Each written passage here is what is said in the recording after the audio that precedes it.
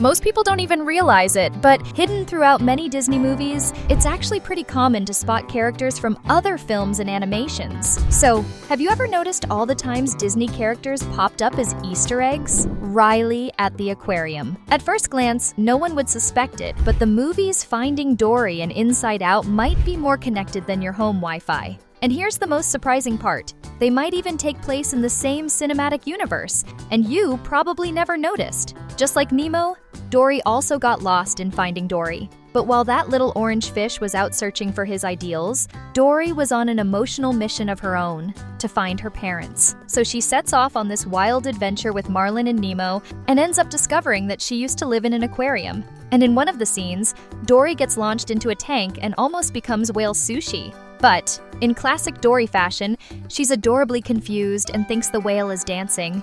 And right at that moment, something unexpected happens. Riley, the main character from Inside Out, is on the other side of the glass, watching the fish. Could it be a school field trip, maybe?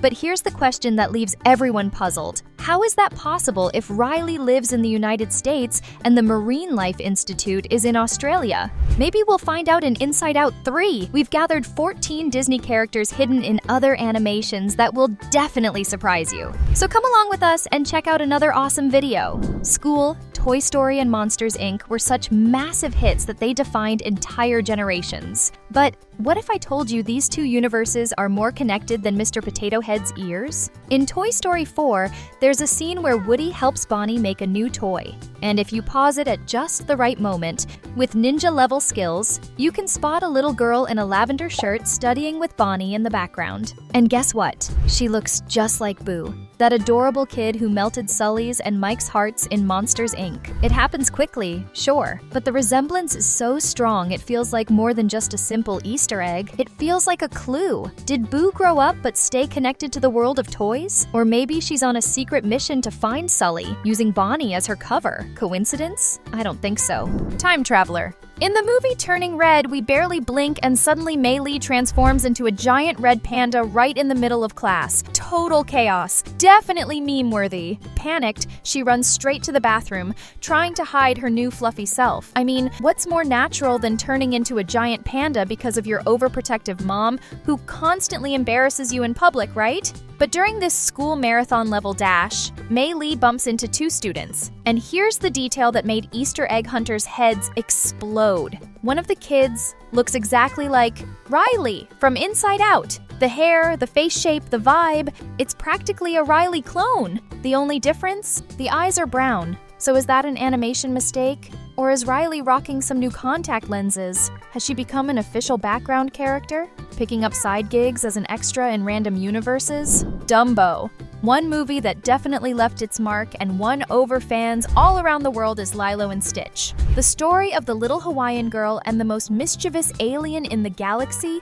is one of those that sticks in your heart forever. Right at the start of the movie, there's this magical scene. What looks like a shooting star streaks across the sky. But in reality, not a star at all.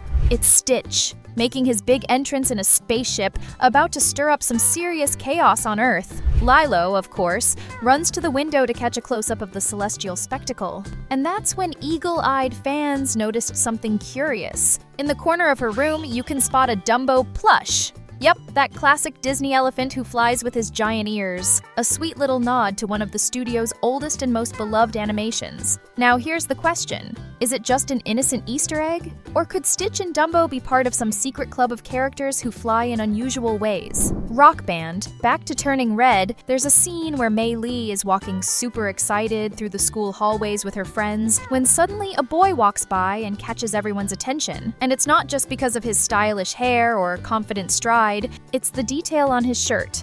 It says the name of a band called Escapula. Now here's the fun part. That name isn't new. If you've seen Coco, you'll remember that Escapula is the rock band that was super popular in the land of the dead, meaning they were so awesome that they crossed over to the afterlife and are still trending in the Turning Red universe. Now that's what I call a successful career. Before we keep going with the 14 hidden Disney characters, drop a comment below. Rock, Evil Sid. In Coco, during the talent competition in the land of the dead, tons of skeletons try their luck for the chance to perform with the great great star Ernesto de la Cruz. But if you pay close attention, you'll notice a pretty sinister detail. One of the contestants is wearing a black shirt with a skull on it, exactly like the one worn by none other than Sid, the evil toy-destroying kid from Toy Story 1. You know, the one who put a doll's head on a dinosaur's body? Yep, that guy. The theory? Simple. Sid grew up and left this life, probably after causing an electrical short circuit while trying to build a radio out of a toaster,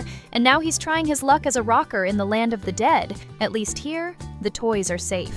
Boo! In Toy Story 4, there's a scene where Buzz Lightyear gets stuck inside one of those carnival game booths. You know, the ones filled with hanging toys and flashing lights where only superhero-level aim gets you a prize. While Buzz is trying to figure out how to escape, we see a little girl trying to hit the targets to win a toy. But here's the most curious part. It happens when she looks at the game attendant. If you look closely, she looks a lot like someone we already know. Guess who? She's practically the grown-up version of Boo from Monsters, Inc. Friend. Now, let's dive, literally, into two Disney classics that both take place under the sea, Moana and The Little Mermaid. Even though they happen in very different oceans, these two movies might be more connected than you'd think. In Moana, when Maui starts singing, we see all sorts of magical illustrations coming to life on the screen. And it's right in that moment that a detail pops up that might have slipped past less observant viewers. A little yellow and blue fish, the very same best friend of Ariel from The Little Mermaid. Could it just be a tribute? Sure. But this is Disney we're talking about. They love hiding Easter eggs like seashells buried in the sand. Sebastian. Did you know that Sebastian, the most stressed-out crab in all 7 seas, made a special appearance outside of the ocean? Yup, he popped up in the 1992 movie Aladdin, and hardly anyone noticed. The scene happens when the genie is trying to make Aladdin more presentable, more like Prince Charming. He flips open a magic book, flipping through the pages with his glowing, all-powerful index finger. But suddenly, he gets bitten. And who's the culprit? None other than Sebastian, Ariel's trusty advisor in The Little Mermaid. The genie quickly snaps the book shut, while Sebastian flashes on screen for just a second, visibly annoyed at being disturbed in his little corner. It's one of those blink-and-you'll-miss-it Easter eggs that only folks who've watched the movie 1,000 times, or paused at the perfect moment, would catch. Now the question is, was Sebastian just passing through? Is he a part-time worker in magical books? Pinocchio. The 1992 Aladdin movie is a goldmine of hidden references, and it doesn't stop with The Little Mermaid. Besides that famous moment when Sebastian bites the genie's finger, there's another clever nod to Disney classics. And this time, the honoree is none other than Pinocchio. The scene happens when Aladdin promises the genie that after using 2 wishes, he'll use the 3rd to set him free. A sweet gesture, if it were true, because right after that, when the genie looks at him, all suspicious, he transforms into Pinocchio, complete with the growing nose. Basically, the genie's saying, "Yeah, right, liar, I'm onto you." It's a direct reference to the iconic wooden puppet who dreamed of becoming a real boy, but also had a bit of trouble keeping his stories straight. And now's the perfect moment. If you're not already subscribed to the channel, go ahead and hit that subscribe button. That way, you won't miss any updates from the channel. Soul. The movie kicks off with a simple scene. Joe heads to the barbershop to get a haircut, or at least tidy up his look.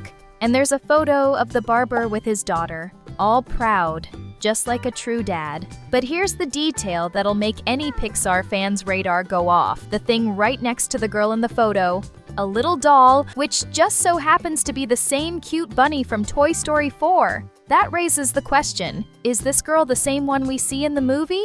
Could the Toy Story universe and other stories be more connected than we think? Reindeer. In Moana, of course, Maui couldn't help but crack us up, right? One of the funniest scenes is when he transforms into different animals to show off his powers and, surprise, in one of those moments, he turns into none other than Sven the reindeer from Frozen. Plushies. In Coco, beyond all the emotion and the vibrant colors of the Land of the Dead, there's also a surprise cameo from our favorite Toy Story characters. But hold up, not in their original forms. When Miguel is running through the town market, darting past stalls and tons of hanging plushies, if you pay close attention, you'll notice that some of those toys are actually plush versions of Buzz and Woody. They're just hanging out there, kind of camouflaged among the other stuffed animals, like they're making a quick little trip to Mexico.